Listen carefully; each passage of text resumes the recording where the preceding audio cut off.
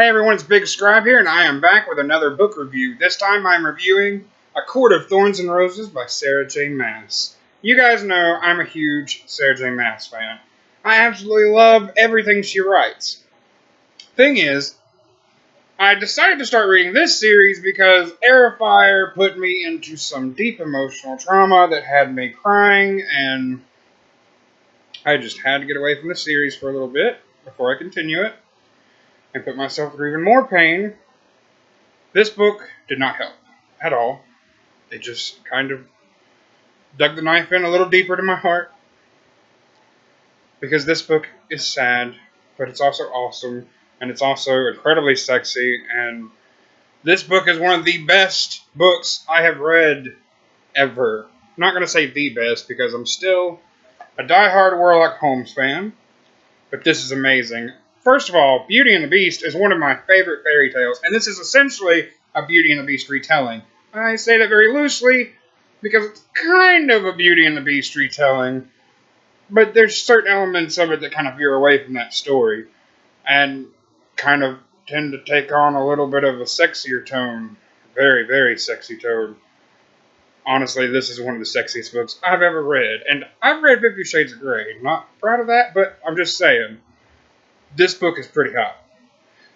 I think, honestly, it's an amazing story, and it's just so imaginative. The world that she builds in this story is incredible. And it all is about this girl who kills this wolf, and her punishment is she has to go live in the fairy kingdom and spend her life there. And she falls in love with this High Lord, and he runs the spring court, and there's like 7 courts, and there's this evil queen that is trying to take over the place, and I'm not going to try to spoil too much for you. Let's just say there's a curse that he's broken, and she's the only one that can do it. There you go. That's how it's all related to Beauty and the Beast. But she goes from being this person who's just trying to survive to being this amazingly cool warrior chick, and I absolutely loved it. But there's a couple characters in the book. There's Tamlin, the High Lord of the Spring Court. He's really cool. He's really romantic through most of the book. Then there's Lucien, I think is how you pronounce it. Lucien is his emissary, his right-hand man. And honestly, he's got to be my favorite character so far in this series, because Lucien is awesome. He's very loyal. He's very caring and loving.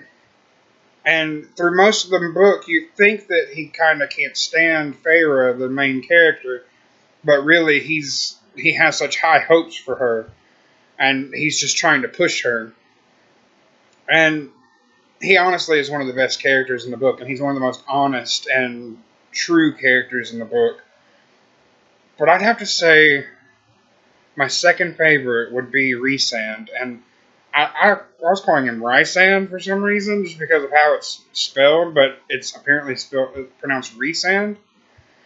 And he is such an amazing character. He's like, the way I was describing to somebody was like, he's a toned down, magical Christian Grey. Like, that is the best way I can describe him. He gets his way. He has such this powerful demeanor about him. Even without using magic, he seems to just have this energy to him. And whenever she describes him, she just takes her time describing every last detail of him. How he just kind of melts into the room from the shadows, and the night and the darkness just kind of spills off of his person. And it's just amazing the way she describes him. And it honestly gave me goosebumps. But I think this book is probably one of the most interesting I've read of hers. I'm not going to say that I love this series more than Throne of Glass yet, because I've not read the second or third books. That might change. I'm still a diehard Throne of Glass fan when it comes to her books. But I will end up finishing this series, because this is a good series, and I absolutely enjoyed it. And I didn't think I was going to like it as much as I did. There's very mixed reviews on this first book. Some people like it, some people don't. I thought it was amazing. I thought it was a pretty sexy book, and I can't wait to read book 2 because everybody says it's 10 times better than this one. So I'm excited for that. And I've heard book 3 is really, really good, but I've also heard it's left a lot of people brokenhearted, which a lot of Sarah J. Maas's books tend to do that, especially to me, especially Throne of Glass. But this one got me. This one got me pretty bad, and I'm not going to tell you why. I will tell you it has to do with Rhysand. He just broke my heart into a million pieces when I figured him out, and oh, it was very painful. But I hope you guys will pick this book up. I'll link it in the description below. It is such a good book, and you will really enjoy it. If you're looking for a really awesome fairy tale kind of read, this is it right here. This is a good one. This has all the elements of like an old school fairy tale combined with like this sweeping romance, and it is so cool. And some of it is even a little funny, and like especially the back and forth between her and Lucien, because her and Lucien just bicker back and forth constantly, and they kind of become best friends in a way. And like that's the feel I kind of got from it. I might be wrong, but that's the kind of sense that I got, that they were becoming best friends, and I kind of hope that that continues in the next book. But seriously, that's a good one. And now that that one's done, my new read, oh yeah, you like my book buddy, my Fox book buddy? I am reading 1,000 Nights by E.K. Johnston. I've heard this is somewhat a retelling of 1001 Arabian Nights. It's about this guy who comes and steals girls from villages and makes them his wife, and eventually they die, and he goes and finds another one, and they die, and so forth and so on. And he comes to this one village, and this one girl is determined that her very, very beautiful sister will not be chosen, so she takes her place. And apparently there's this romance that kind of forms between them. But if you see, it kind of looks like Agrabah down there, so that's why I think it's kind of 1001 Arabian Nights related. And it's blurbed by Alexandra Bracken, the author of the Darkest Minds series, who also blurbed this book. Literally the same person blurbed the books. About A Court of Thorns and Roses, she says, a gorgeously written tale as lush and romantic as it is ferocious. Absolutely spellbinding. You did not hear that. And about this, she said, this tale will weave the spell over readers' hearts and leave them captivated.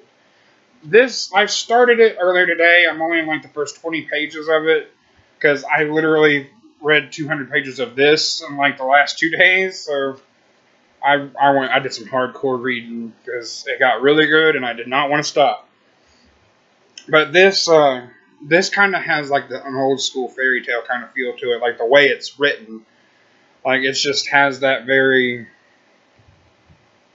old sounding feel to it, and it's very interesting to read something like that because I read a lot of young adult literature, and this is technically considered young adult literature, but it's not written like a lot of young adult literature is. It's written in a more mature format, and I really enjoy it so far, and I can't wait to see what happens in the rest of it. But I will be doing a review of that when it's done, and I'm hoping I can get her to let me do an interview with her, because that would be super awesome. I know never in a million years am I going to get to interview Sarah J. Maas. That would be like a dream come true. But it would be pretty interesting. But I will be picking up, I'm doing a book haul next month, and I'm going to be getting the other 2 books in this series, and I'm going to pre-order Tower of Dawn, and I'm going to get like the Grisha trilogy and Six of Crows and all those really good books. So I'm going to have a big haul, so I'm going to add to my TBR, and I'm going to keep on reading.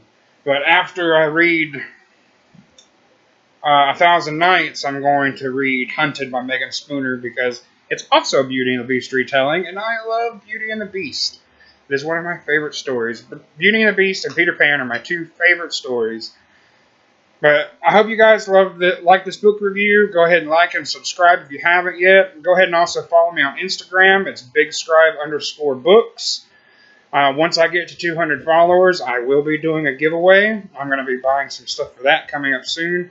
If you're on Instagram, there is also a Harry Potter summer swap that's going on. I can't remember who's doing it, but if you find it, enter it, because I'm going to be doing a box, and whoever's name I get is going to be super pleased with what they get. But I love you guys. God bless you. Peace.